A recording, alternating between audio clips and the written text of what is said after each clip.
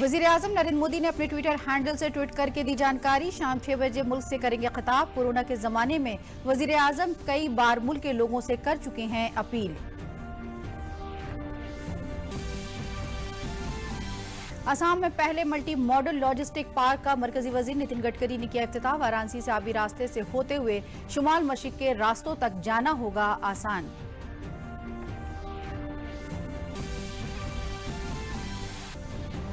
मरकजी वजीर स्मृति ईरानी ने अपने लोकसभा इलाके अमेठी के एक रोजा दौरे पर लिया तरक्याती कामों का जायजा।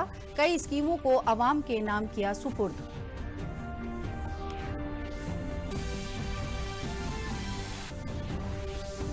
और भगवान श्री राम की नगरी अयोध्या में 17 अक्टूबर से शाम 7 बजे से रात 10 बजे तक किया जा रहा है रामलीला का इनेकाद। मुल्क और गैर मुमालिक के लोग दूरदर्शन के जरिए देख रहे हैं रामलीला।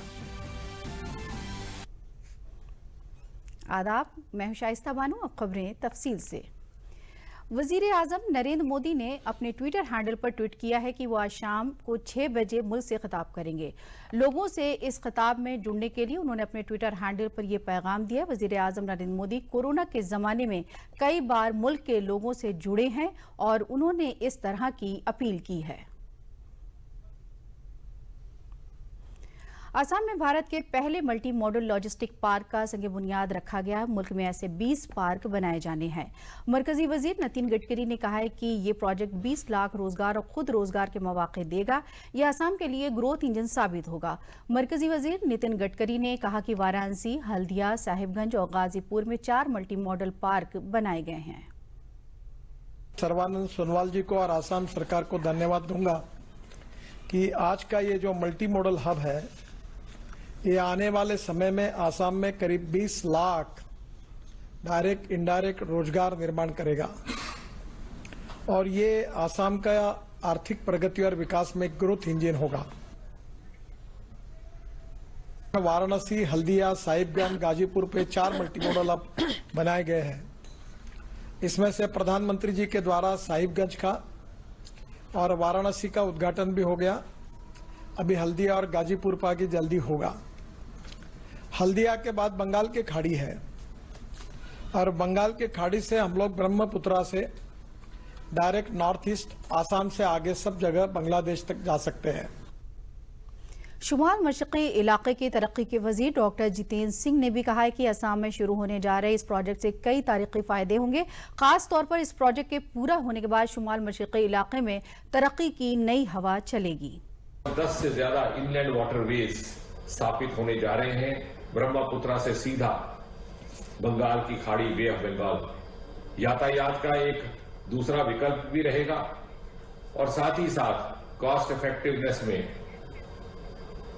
1/4 कमी, यानी जो सामान 100 रुपए में रेलगाड़ी के जरिए जाता है वो मात्र 25 रुपए में जा सकेगा।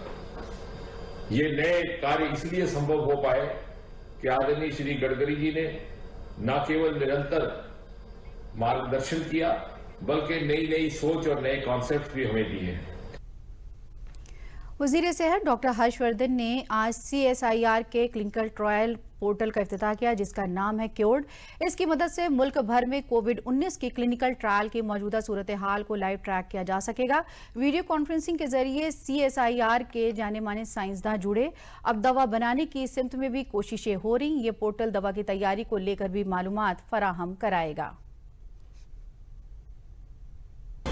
तो आज हमने ये क्योर्ड नाम का एक पोर्टल, ये जो है इस पोर्टल को लॉन्च किया है। तो ये पोर्टल शायद देश के सभी लोगों के लिए एक बहुत उपयोगी सिद्ध होगा, क्योंकि सबके मन में ये रहता है कि रिसर्च के फील्ड में क्या हो रहा है, कौन सी दवाई पे काम हो रहा है। इस बार फिर हम India international science festival Covid के बावजूद भी करेंगे और इस बार जो है निश्चित रूप से उसको वर्चुअल करेंगे, लेकिन शायद और बड़े पैमाने पर करेंगे। 22 दिसंबर से लेकर और 25 दिसंबर के बीच में करेंगे।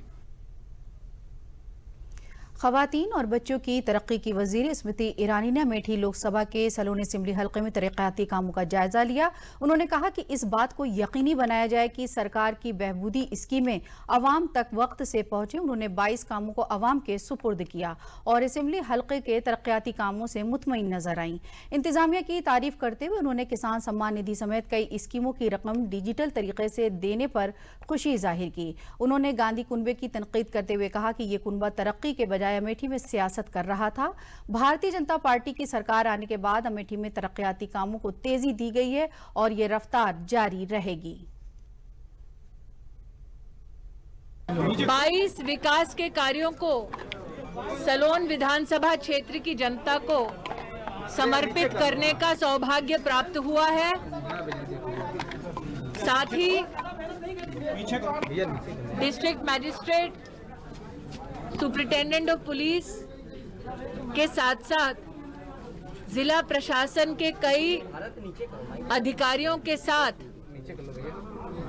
क्षेत्र की जनता की चुनौतियों के समाधानों का संकल्प लेकर आज यहां पर बैठक करने का मुझे सुअवसर प्राप्त हुआ है।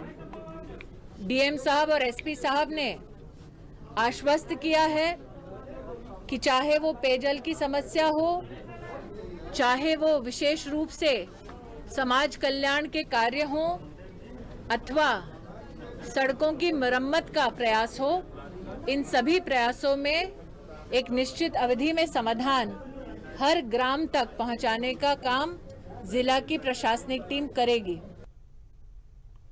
कानपुर के घाटमपुर में हो रहे ज़िमनी इंतखाब के सिलसिले में एक अवामी जलसे से खिताब करते हुए भारतीय जनता पार्टी के रियासती सदर स्वतंत्र देव सिंह ने पार्टी के उम्मीदवार उपेंद्र पासवान की हिमायत में कहा कि गरीबों के लिए वजीर आजम ने सस्ते राशन का बंदोबस्त किया है। कोरोना के जमाने में भी गरीबों को रियासती सरकार ने राशन समेत दीगर जरूरी सहूलियात वहम पहुंचाई।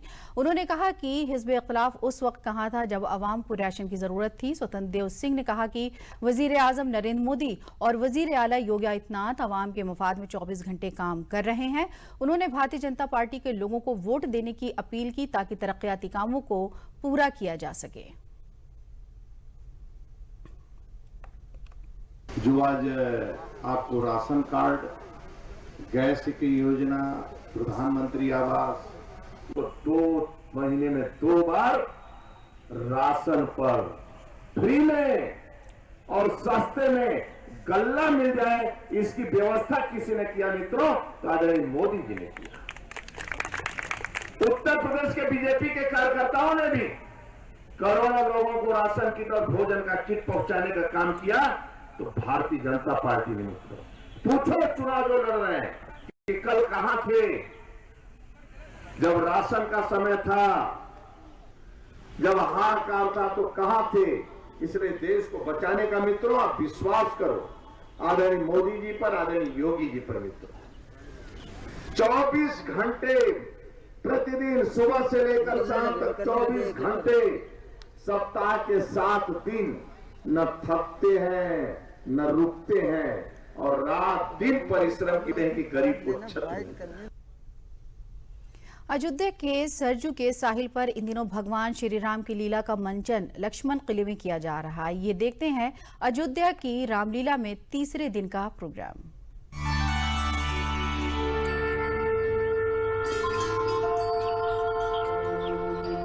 अयोध्या में भगवान श्री राम की लीला का मंचन जारी है। अयोध्या की रामलीला के तीसरे दिन भगवान की लीला का अद्भुत रूप दिखा जब उन्होंने अपने चरण स्पर्श मात्र से सदियों से शापित अहिल्या का उद्धार कर दिया। सदपद पावन सोमन सावन प्रगट भई तब पुंज सही देखत रघुनायक जन सुखदायक सन्मुख होई कर जोर गई।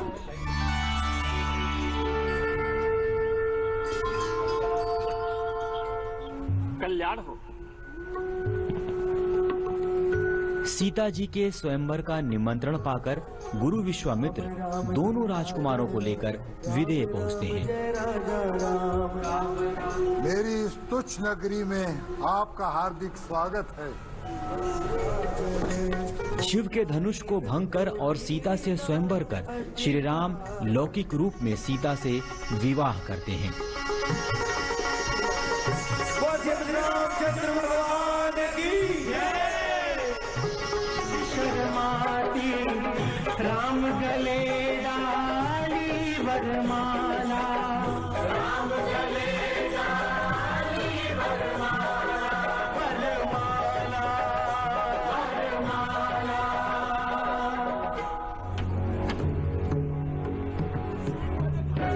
भगवान शिव के धनुष के भंग से क्रोधित परशुराम लक्ष्मण संवाद मंच का विलक्षण क्षण था। अच्छा अपराधी हम ही सही, ये देखते रहेंगे खड़े खड़े, मैं तेरी गर्दन काट दूंगा।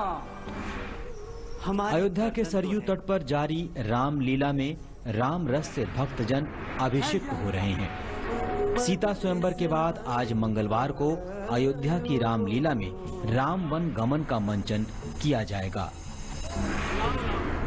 अश्वनी मिश्र और आशुतोष शुक्ल की रिपोर्ट, डीडी न्यूज अयोध्या। सरकार की एक अहम स्कीम के तहत लखनऊ में सुपर स्पेशलिटी कैंसर इदारा 77 एकड़ में बन रहा है।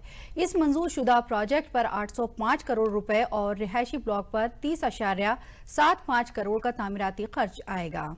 इस कैंसर अस्पताल में 30 बिस्तरों का IPD radiation oncology operation theatre होगा। इसमें लाइनर एक्सीलेटर सिटी स्कैन के साथ 54 बेड की सहूलत दस्तयाब होगी।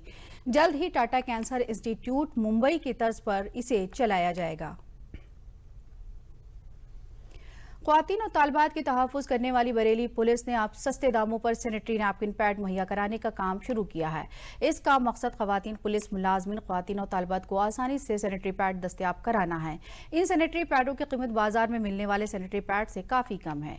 इस यूनिट में बनने वाले सैनिटरी पैड की बरेली रेंज के चारों जिलों में पुलिस मुलाजमिन की कैंटीन पर फरोख्त किया जाएगा। जो खातून मुजरिमों को पुलिस गिरफ्तार करेगी उन्हें ये सैनिटरी पैड मुफ्त दस्तयाब कराए जाएंगे। बरेली रेंज के डीआईजी की पहल पर पुलिस लाइन में सैनिटरी पैड बनाने की मशीन लगवाई गई है। इस मशीन को पुलिस लाइन में ही तैनात खातून पुलिस मुलाजमीन के जरिए चलाया जाएगा।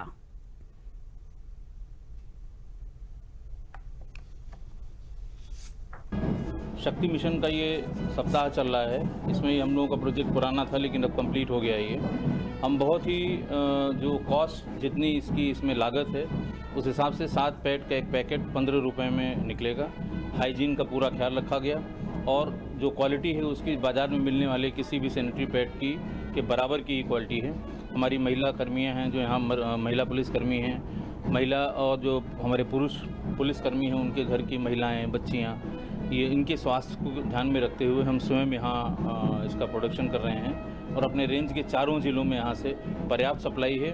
उसके बाद भी अगर जनता के व्यक्ति लेना चाहें तो उनके लिए भी उपलब्ध रहेगा।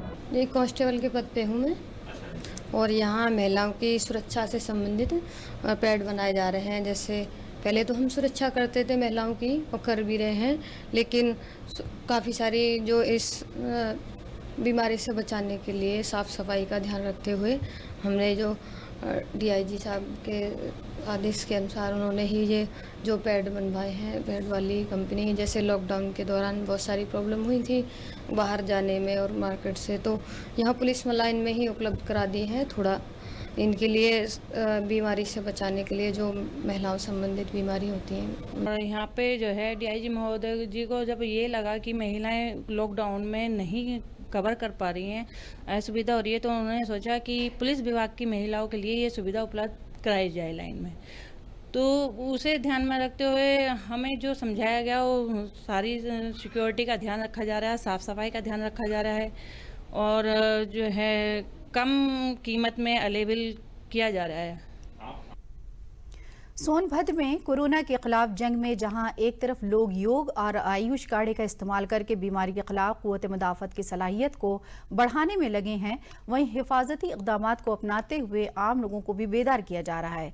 कोरोना के खिलाफ इस जंग में गुज़िश्ता दिनों वज़ीर आज़म नरेंद्र मोदी के ज़रिए दिए गए इस पैगाम को कि जब तक दवाई नहीं तब तक ढिलाई नहीं, एक अवामी मुहिम बनाया जा रहा है। खेल कूद, अदब, समाजी खिदमत, अवामी ताउन से वाबस्ता हर तबके के लोग अपने पैगामात में सोशल डिस्टेंसिंग, बाज़ाब्ता तौर पर हाथ धोने और मास्क पहनने की अपील कर रहे हैं ताकि कोरोना से बचा जा सके। एक निरोग भारत का निर्माण करने के लिए, एक चेतना युक्त भारत का निर्माण करने के लिए प्रधानमंत्री जी द्वारा चलाई गई इस मुहिम में अपना जरूर योगदान दें। जब तक कोरोना वायरस की दवा नहीं बन जाती है तब तक आप अपने स्वास्थ्य का ख्याल रखें। मास्क, हाथ धोना और भीड़ भाड़ इलाकों से परहेज करना, और अगर आपकी बहुत ज़रूरत है तो कहीं ना कहीं व्यक्ति से व्यक्ति में 2 गज की दूरी बहुत आवश्यक है। इस जीवन की ये मजबूरी अब दूरी है बहुत ज़रूरी, कुदरत समझाने आई है सबको श्रद्धा और सबूरी, जीवन शैली में परिवर्तन ठान जाइए। इसी उक्ति के साथ, इन्हीं पंक्तियों के साथ मैं एक बार फिर प्रधानमंत्री जी की इस मुहिम को कि जब तक दवाई नहीं तब तक ढिलाई नहीं, इसके लिए आपसे सबसे आग्रह करती हूँ कि इसको ध्यान में रखिए। जब तक दवाई नहीं तब तक कोई ढिलाई नहीं। कोरोना वैश्विक महामारी अभी उसका संकट गया नहीं, बल्कि अभी एक महासंकट के रूप में हम सब लोग के ऊपर मंडरा रहा है। इस अवसर पर हम सब लोगों को ध्यान देना होगा कि पूर्ण सावधानी ही कोरोना से बचाव है। जिस प्रकार से देश के प्रधानमंत्री नरेंद्र भाई मोदी जी ने अपने देशवासियों से आग्रह किया है कि मास्क जरूर लगाएं, हाथों को बार बार साबुन से या सैनिटाइज करते रहें और सार्वजनिक जगहों पर 2 गज की दूरी का अवश्य पालन करें। ये केवल 3 काम, यदि 3 कामों का हम ध्यान रखेंगे तो जरूर कोरोना हारेगा और हमारा देश जीतेगा। आप सभी प्रधानों और ग्राम से जुड़े हुए लोगों, ग्रामीण जनों, गांव में कार्य कर रहे मजदूरों से मेरा बस एक ही निवेदन है, उनसे एक ही अपील है कि वो जब तक दवाई नहीं तब तक ढिलाई नहीं, हमेशा वो कम से कम 2 गज की दूरी बनाए रखें, मास्क लगाएं और समय समय पे हाथ साबुन से या सैनिटाइजर से धुलते रहें। चित्रकूट के पाठा इलाके में जहां कभी डकैतों की दहशत और गांव छोड़ने का मंजर देखने को मिलता था, वहां ख्वातीन जिंदगी को नए सिरे से आगे बढ़ा रही हैं। कौमी देही गुजर बसर मिशन के तहत ख्वातीन छोटे छोटे काम करके खुद मुनहसिर बन रही हैं। मानिकपुर के रैपुरा इलाके के केरी कांटाशाह गांव में के गोमती देवी पहले बारानी खेती करती थी, जिसमें साल भर खाने के अनाज भी नहीं हो पाता था। उन्होंने बिहार से आए ग्रुप की ख्वातीन के साथ काले धान की खेती के बारे में मालूमात हासिल की, जो कम लागत में तैयार होता है और इससे फायदा भी अच्छा मिलता है। उन्होंने महकमे आबपाशी से मिलकर खेत में कुआं बनवाया, मणिपुर से काले बासमती धान का बीज मंगवाया। वो पूरे 1 एकड़ में गोबर की खाद डालकर 0 बजट की खेती कर रही हैं। गांव वाले भी उनसे तरगीब हासिल करके इस तरह की खेती शुरू कर रहे हैं।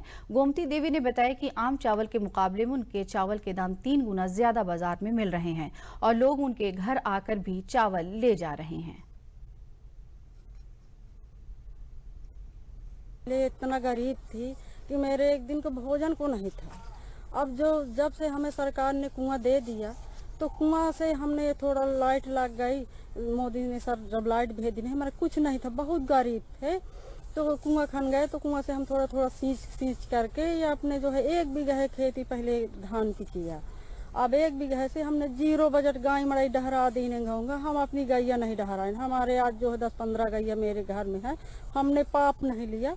तो उसी का गोबर जुहा रहे थे, मूत जुहा रहे थे, घन जीवामृत बना रहे थे, जीवामृत बना रहे थे और उसी को जो है सुखा के छीट करके आज मैं 2-2.5 बीघा धान लगा रहे। तो देखो आज हमारा धान सर तुम्हारे भाग से कितना लहरा रहा है। और समूह से जुड़कर ही मेरी सासू माँ ने जो वर्मिक कंपोस्ट है और 0 बजट खेती में जो भी परेशानी आई है उसमें समूह के द्वारा ही हमें मदद मिली है। और उन समूह के द्वारा ही हमको मतलब यहाँ तक हम लोग पहुँच पाए हैं, बहुत मदद मिलती है। बुंदेलखंड में जनपद चित्रकूट स्थित है और यहाँ पर पलायन एक बहुत बड़ी समस्या है। यहाँ के पुरुष वर्ग प्रायः रोजी रोटी कमाने के लिए अपने गांव को छोड़कर बाहर चले जाते हैं और जो घर की पूरी जिम्मेदारी होती है वो महिलाओं के ऊपर रहती है। ऐसी स्थिति में हमारे स्वयं सहायता समूहों में आकर महिलाओं ने एक बहुत ही सुकून का अवसर प्राप्त किया है और विभिन्न प्रकार के प्रशिक्षणों के माध्यम से वो अपनी आर्थिक गतिविधियों को अंजाम दे रही हैं और आगे बढ़ने का प्रयास कर रही हैं और अपना जीविकोपार्जन बहुत आसानी से करना प्रारंभ किया है। वज़ीर-ए-आज़म नरेंद्र मोदी के खुद मुनहसिर भारत की मुहिम से मुतासिर होकर वाराणसी में सजी जोसेफ ने कैपेबिलिटी रेस्टोरेंट की शुरुआत की है। इस कैफे में काम करने वाले लोग भी माजूर हैं और उन्हें कैफे में काम करने की तरबियत दी गई है। समाज की असली धारा में जोड़ने और खुद मुनहसिर बनाने के लिए उनकी लियाकत के हिसाब से उन्हें नौकरी दी जा रही है। इनमें कोई पिज्जा बना रहा है तो कोई कॉफी बना रहा है। इन लोगों से कैफे में आने वाले लोग बहुत मुतासिर है। माजूर लोगों की भी क़ुव्वत इरादी में इजाफा हुआ है और उन्हें एक नई पहचान मिली है। आने वाले ग्राहक भी इन माजूर अफराद की खिदमत से खुश हैं और रेस्टोरेंट में अच्छी तादाद में लोग आ रहे हैं।